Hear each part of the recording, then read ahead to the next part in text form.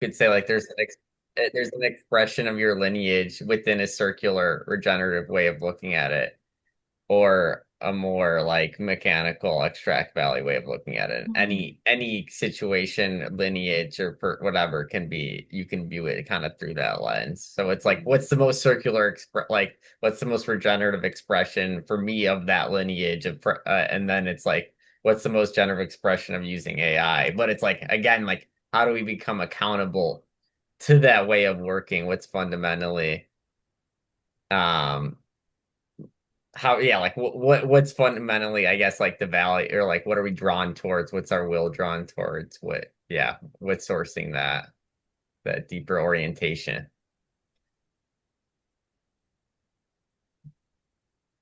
Yeah, I started recording, just assuming that that's kind of what happens in the sessions, and maybe something that, juicy comes out we want to save. Is that not what we usually do? I don't know. I don't think we As we usually go. do, but I don't care Oh, okay. unless someone cares. Yeah, we usually ask permission, or if someone's requested Oh, it ahead of time, then if someone's going to miss a topic that they really wanted to hear about, and we great. usually ask if everyone's Should I okay stop with then? that. And it's okay with me. It's okay with me. I'm good. Yeah. Okay. If anybody wants to privately say no, they can Okay, also message me. everyone's, Sorry. I just thought that I was like, oh yeah. shit, we forgot to record.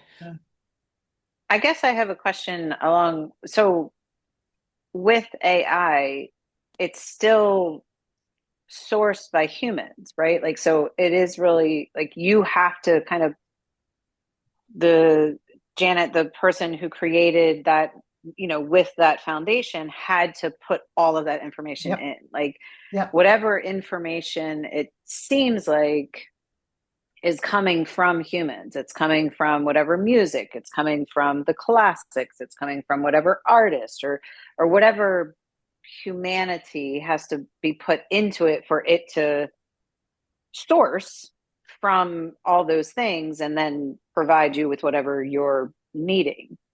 So I guess I'm curious too that if we're trying to develop using it, then how do we have to, I guess, source it Mhm. to develop in such a way that builds our capacity or capability? Or am I well, not seeing yeah, something? I agree with that, but I would also add my understanding, Crystal, is that now AI has gotten so advanced that it is self-evolving.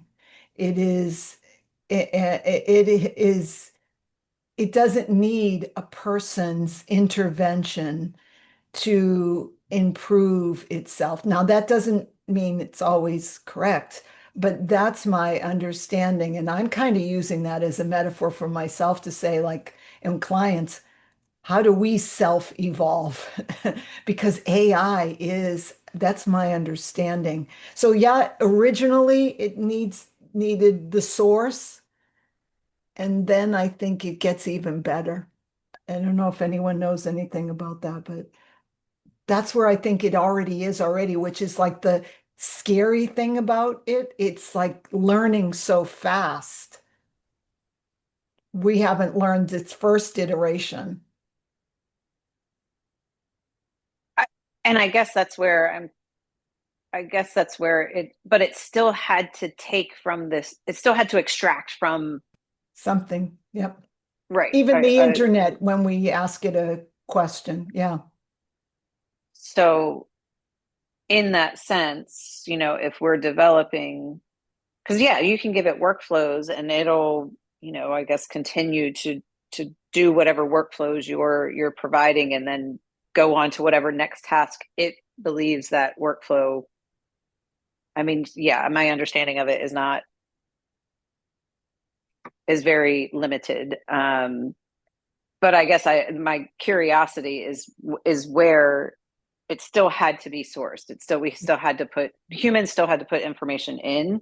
And I think if you looked at the very beginning, they were, there was a big thing with in Kenya, I believe, where these people were getting 2 cents an hour or something Horrific. crazy. Yeah. Yeah. Yeah, to put in all of this data to to to this thing. So yeah, that's just where my curiosity lies in a developmental sense. Look, I would love to have access to an AI agent who had all of the materials of the decade I've worked in Carroll, Sanford, and Regenesis and all this at my fingertips. And um, I think that that would be amazing. It's almost like a little carol. And, not to give, oh, you wanted this framework? Okay, here. No, no, no. I mean, the way that Carol would whop us on the head and wake us up. Well, and so I want to invite us back to what I was originally saying is if Carol were here, I think she would be holding our feet to the fire to discern how do we know what a technology that's serving life is? How do we discern that? And how would we design that? What are the principles? What are the imperatives that have to be in place? Because right now, AI is in the world, right? It is in existence. But Yeah. is the true potential of it, if it were informed by living systems, like would we come up with that technology? Would we have nuclear, like if we were actually, because I'm thinking through like, let's start today becoming change agents that advocate, okay, we're humans, we're always going to be developing technology. Let's develop our capability to discern if it actually serves life into Mm, perpetuity. Let's do that exercise mm, because it's like, so AI's here. Well, so is my strainer. So is my coffee press. Like, big deal. These things are all just what's in existence now. I'm like, what do we want how do we need to evolve our thinking now? Um, you know, so that we have most of the innovation actually happening rooted in living systems. Because, and I'll just say, like, my personal thing with AI is like, if it were developed by a council of 13 grandmothers and the Dalai Lama, I would have a very different approach and thinking about it. If it were developed by deeply regenerative practitioners. mm. But most innovation right now is happening based out of completely extractive stuff, and then we're like, okay, well, that's how we use it for good. I'm like, let's not do that mistake. Let's do the hard work of the actual discernment. Does that make sense? And how does that resonate for folks? The only thing that comes to my first answer that I'm not satisfied with is it goes back to your cup, and it depends. You can use your thing for it is an instrument, it's a technology. I could use it to warm up and do something positive, or I could throw it at someone and do something negative. And it's almost like it's that thing by itself doesn't have the quality of positive or negative. It's just a technology and it's what we do with it. So I'm trying to discern your question about how do you make it living system when I think it's neutral and it's what we do with it. Yeah, and what I'm hearing you say there, my Wi-Fi is doing better again. What I'm hearing you say there is technology is always embedded in society, and can the society actually responsibly use, right? Like with living systems principles. Does the society have the capacity? Yeah, although the only thing I wonder is if the society that we're talking about should be smaller to be more nodal from at least for me to grasp. Like, what if it were just us? and we were to be able to, before, ripple it out. I don't know. I'll stop and hear what other thoughts are. Miguel just got online, so this might be something for him. Maybe he didn't stop eating. No, I was I had another meeting happening behind me, so I had the camera off, so I step outside. But so I think that there's three things that I'm seeing. So one is um, going back to the Carol question, how would Carol look at the system that is driving? So I see that. So for example, you have very different paradigms of what AI should look like and what its limitations should be, and all that based upon who's running it. So you have uh, OpenAI, uh, Elon Musk, Grok, and you have Google, and you have Facebook, and you have Meta, and all that. So you have different paradigms, so different frameworks um, behind those AIs, and so, for example, uh, Anthropic was lost their contract with the military because they said, we don't want you using our technology in a way that is over the top. So, I mean, I'm not saying that they're saints. I'm saying that even then they said, that's enough.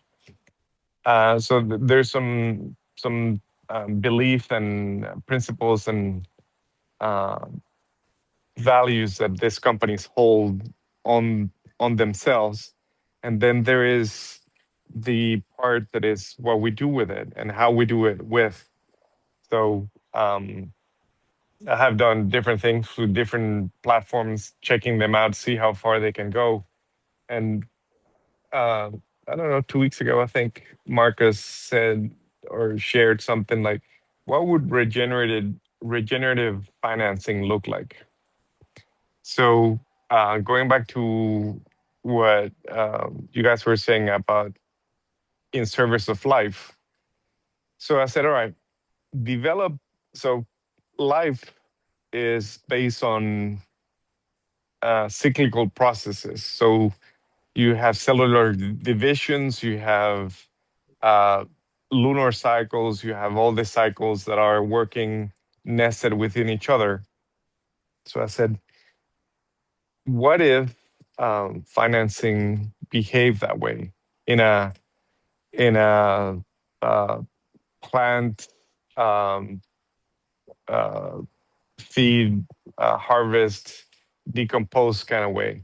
So again, going down to the smaller levels, so you have how all that is tied up, and I think that so our contribution to this thing is that, well, not ours, but the human contribution to AI has been, in a great extent, fragmented, or coming from fragmented frameworks. So you have that within the AI is pushing out answers that are fragmented because it's based upon fragmentation. But if we inject non-fragmented, then it has the ability to uh, uh, look at things less linearly, although there is, um,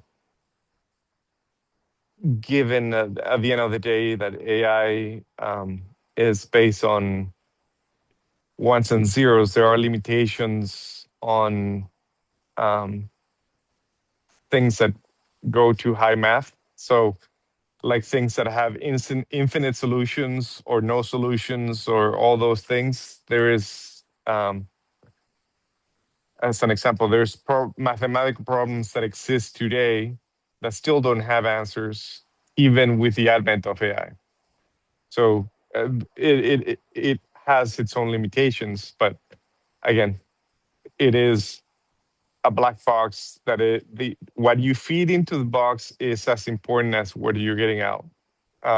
So again, examples: Grok feeds itself with stuff that is posted on X.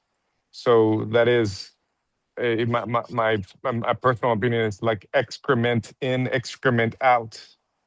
Um, because you're not validating, or it's just noise. But um, it is our responsibility that we, uh, in a way, hold the line on what goes in, and how that can be used for other things.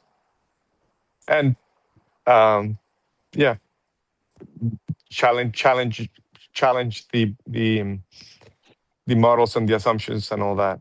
But anyway, that's my thoughts of playing with AI for a bit now. I guess one question I have for us is how do we know with AI, for example? Um, I once put in my kind of website and resume into AI, and was like, help me say what I do in a better way. Gave me the very best wording I've ever seen, ever. And I've been working on this for a long time. And that was both really good. And also, I was like, aw, shit, aw, shit, because it makes me want to use it more.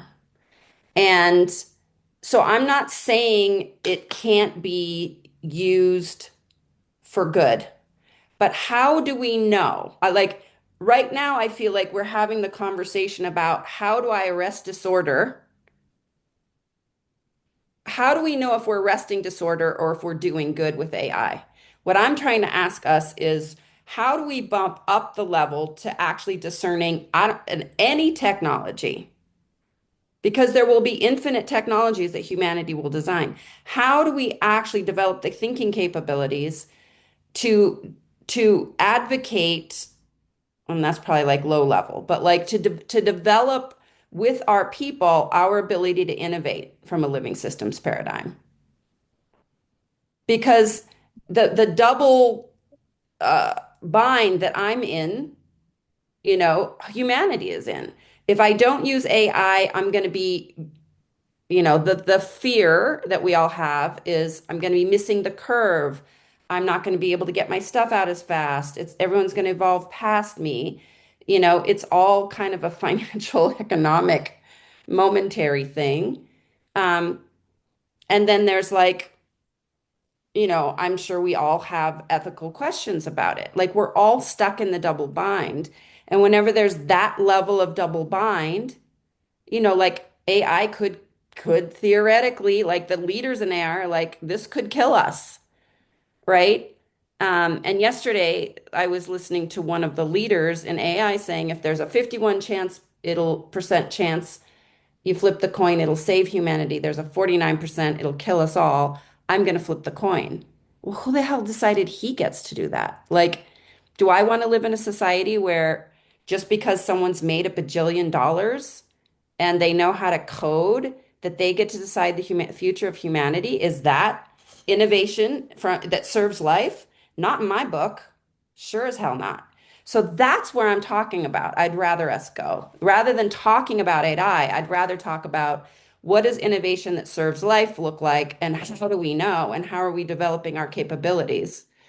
Because I feel like everyone flocks on to the next. It's the same, like AI is enclosure.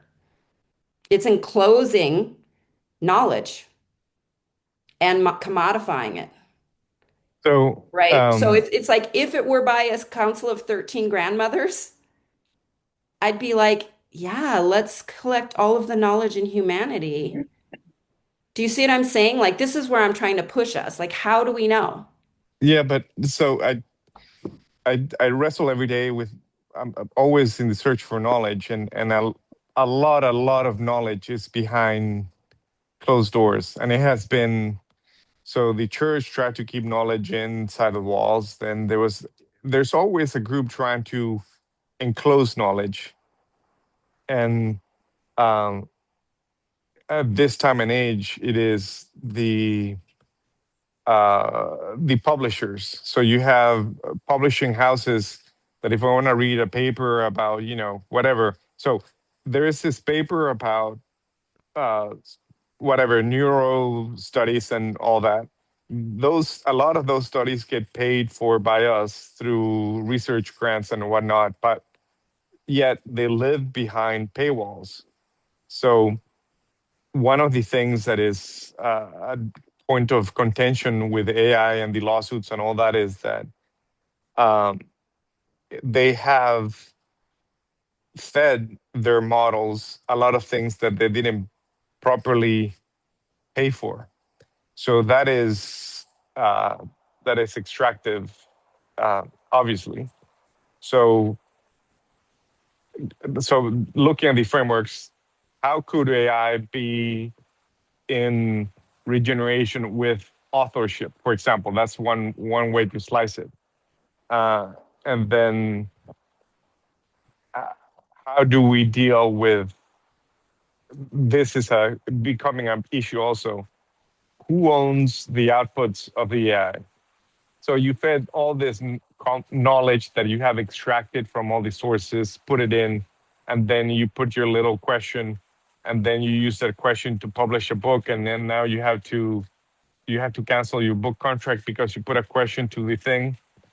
So I think that that's where the next thing is happening, and that will be well. I know you guys remember when digital music became a thing. So there was all this music sharing, and then it came to a head, and the lawsuits came in, and uh, they filed lawsuits, and then we now have Spotify and all those things that are again from an extractive model because they don't pay the artist good money. So yes, there is the commodification of that. So they'll be, trying to pay cents on the dollar for research and for information, and then we're paying cents on the dollar to use it. So it's all losing value instead of adding value through the chain to the supply chain of knowledge, which is bad. So again, I think that intellectual property is going to be a next thing, and the other thing it's working out at work.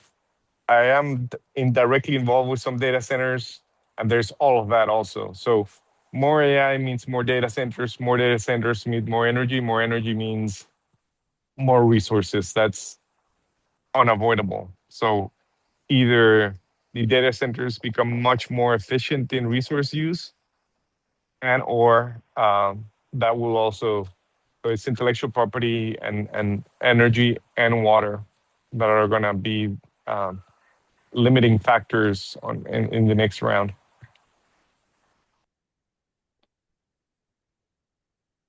Crystal, it looks like you're waiting to say something. Oh, well, I think I was going into that direction with your question, Karin, of, is this in service to life? And the way that we are storing all of this knowledge or whatever workflows we're doing, or however we are using this, or whomever is all of this that is being stored in this whatever cloud or wherever it is, and the data centers that are not only using the water and the energy, but also, and again, I'm not, this is just a very basic thing that I've seen. So correct me if I'm wrong, but the data centers that are coming into, places that could be used or used differently, used in service of life, and the animals that can't really get that high pitched sound or whatever the sounds are coming from it, and the so like it's not only the use of like what we're doing on our or within our individual space, but wherever all of this information is being stored. Like we had books, you put in a library, and that you had like this physical book, and now you have this like this data center that I guess is a library for all this random information that we're pulling from. So to your point, Karin, how if we're using it however we're using it, But then what happens on that other end when whatever we're using it for needs to be stored? And is that really in service to life or an evolutionary potential of life? And what does that look like in that sense as well? And maybe that's more questions instead of, but as we develop this thing that needs a place to be stored, and all of these data centers are coming into all these places, and the ecosystems that are being destroyed because of it, perhaps. There's also the wall though too, so but I won't get into that. If Well, go ahead, Jim. if I could just, I like the systemic thinking, beyond just the technology in front of my computer to include other stakeholders. I was going back to the question of, well, let's put how AI can be in service to life and evolve capacity. How do we do it? Like, what is the pattern, premises, beliefs, principles, philosophy that that we use? So how do we know we're in service to life at any given moment? And like, I guess I would want to get like fluent and clear on that, and then be able to say, now that I know that and I'm clear on it, like, is it the seven regenerative first principles? I don't know. But how would you then? I don't know what the criteria are that I would then be able to use to assess if we're using AI to be like that.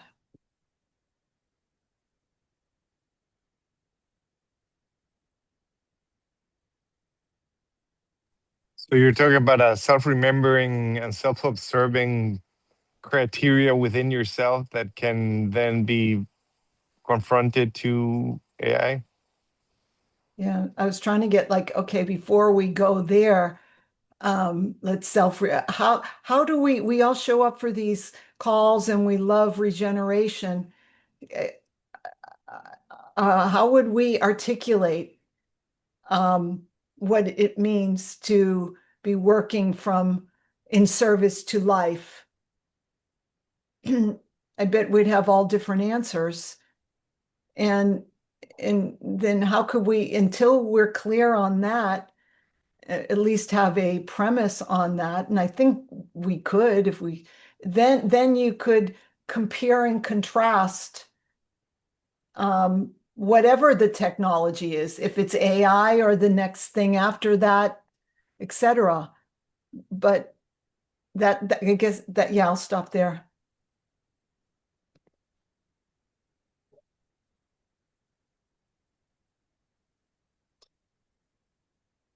Because you were talking about like systems thinking, bringing in data centers and land and animals.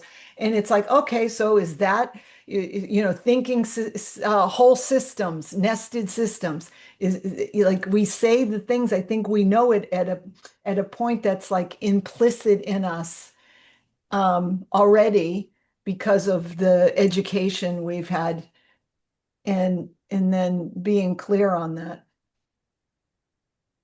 So This is good. systemically, data centers, like they're being treated as, you know, the uh, they're trying to put in remote locations, but in actuality, AIs produce a lot of heat.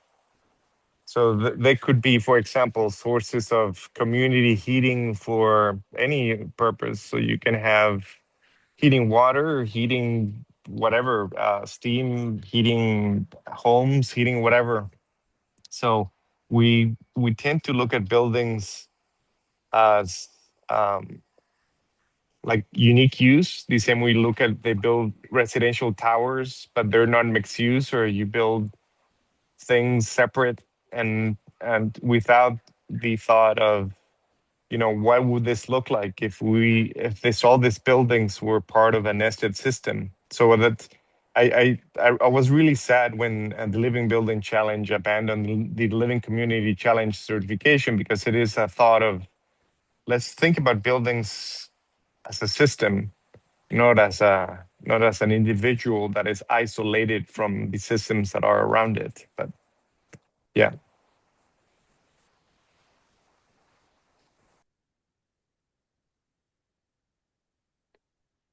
The thing that I'm thinking about is I think it's very different to think within systems in the given paradigm and to work developmentally. Because what I don't see in the a in when I want to look at like more like for me, if I like how do I know I'm living or working in service to life? I want to be questioning all of the premises from which what's in existence is arising. And for me, when I look at innovation, it's based on enclosure and service to profit. It's a different version of enclosure and service to empire. That premise does not serve life. So to me, it doesn't really matter if AI becomes green, if it's profit driven, it's always going to have these other effects. So this is where, I feel like, and this is where I go back to the Council of 13 Grandmothers, if they were innovating, right? Like, what would be the premises? What would be the premises of what is information, what is knowledge, what is intelligence, and what is wisdom? And I bet it would be much more about how do we develop the wisdom in each human being to live with this question, how do we know living and working to service to life? And that would be the central question. And yeah, it needs to be viable financially, but that's not the driver. And so that's my problem with how I feel like we're trying to do good or arrest disorder, if we're not thinking in those ways and asking those questions and holding those conversations.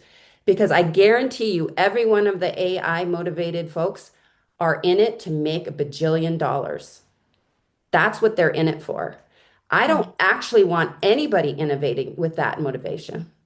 So what motivations do I want if I believe that it's, and again, it's like not my choice, but like if I think about what serves life for 7,000 more years, we need to be thinking about innovation and what provocations do we need to be putting out there so people are like, oh, really? I'm just another version of enclosure, and colonizing in how I'm innovating. Maybe I don't want to do that. That's my rant.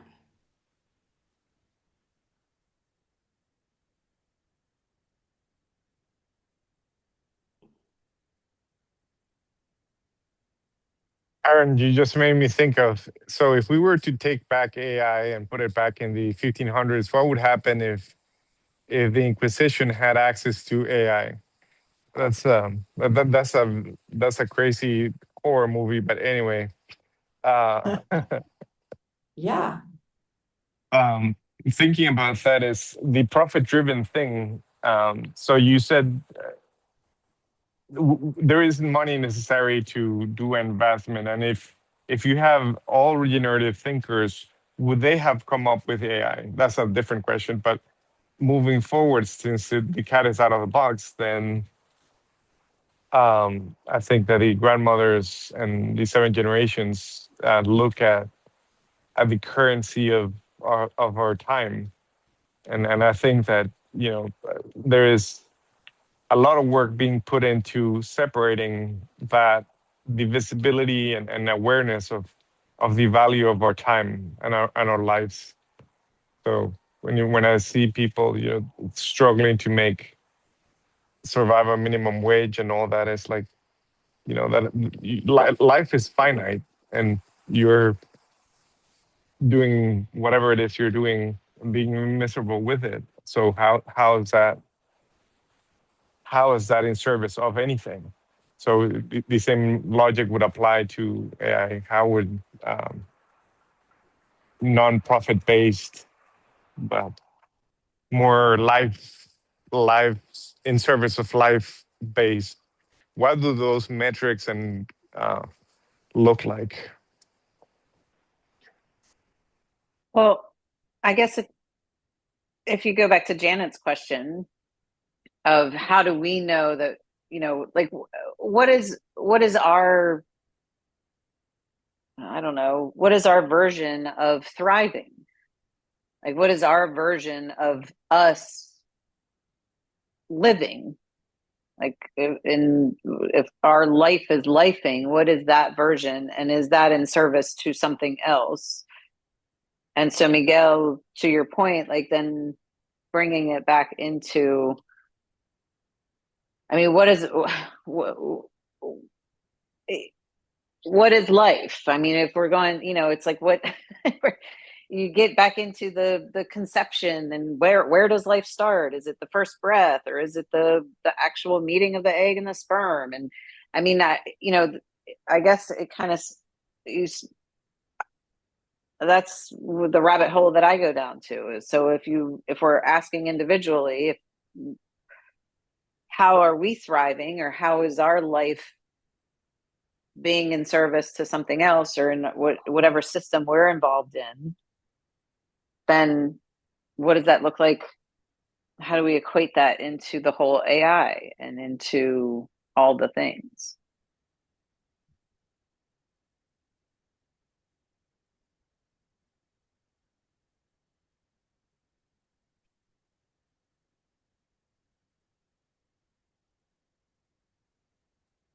I think that's a Think that- great think that's the question final to leave question. us with, Crystal. We'll leave it there, right? Marinate on that for. Hope you didn't ruin anybody's weekend, right? No, I love it. Disruptive thoughts. Wonderful. Yeah. All right. I'm glad we recorded it. I hope we get a recording. Hope to see you all next I'll week. enter the topic on the topic thing so Marcus knows. Yep. And see you next Thursday, I think, or Wednesday, for that. You're right, Crystal? Is it Wednesday or Thursday? Yes. Wednesday. It's a Wednesday. Yeah. Essence. Yeah. Essence Resonance. Yes. Look forward to it. Yes, looking forward to that. Take care. Thank you. Have a beautiful weekend, everyone. Blessings. Bye.